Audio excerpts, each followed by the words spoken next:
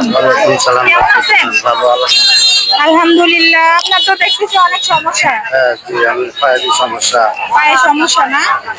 এটা আপনার ছোটবেলা থেকে? এটা অষ্টাশি পরের থেকে টাইপের জ্বরে মানে বাড়ি নষ্ট হয়েছে। টাইফয়েড জ্বরে এমন হয়েছে না? আহা, এখন এভাবেই চলাফেরা চলছে। এটাতে নামলে উঠবে যা চলুন না। এটা থেকে এই যে আপনি বাজারে এভাবে টাকা চান, তো এরপরে কিভাবে যান বাসায়? গাড়ি দিয়ে যায়, রিক্সা দিয়ে যায়, আবার বাসে দিয়ে যায়। আপনার বাসা কোথায় বাসা? আদালতের বুক পেটে ও আচ্ছা, বাচ্চা কাচ্চা? বাচ্চা একটা 3 মেয়ে আছে। তাদেরকে কি আপনি ইয়ে করে খাওয়ান? তারা ছোট? হ্যাঁ মানে আপনি কষ্ট করে খাওয়াইতেছেন? মেয়েটা মেট্রিক দিব সামনে। আরে, ওরা এবার পুরো উঠবো। এই যে অনেক কষ্ট হয় না আপনার? এখন কষ্ট হলে আবার কি করবো?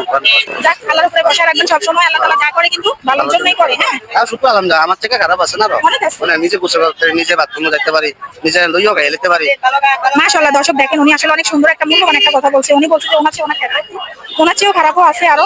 ওনারা তো চলাফেরা করতেই পারে না, বিছানা থেকে উঠতেও পারে না, কিন্তু উনি তো আল্লাহ তাআলার কাছে শুকরিয়া আদায় করছে যে আল্লাহ তাআলা আমাকে তাও ভালো রাখছে, তাই না? জি, আল্লাহ অনেক ভালো আলহামদুলিল্লাহ। রাখছে। আপনার ইয়া আল্লাহ কবুল করুন।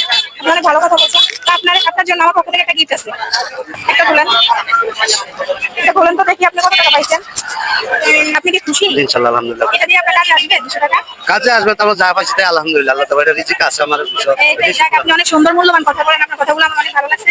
আপনার রিজিকে যা আছে আপনি কিন্তু তাই পাইছেন। আলহামদুলিল্লাহ। তো ভালো থাকেন। হ্যাঁ, আসসালামু আলাইকুম।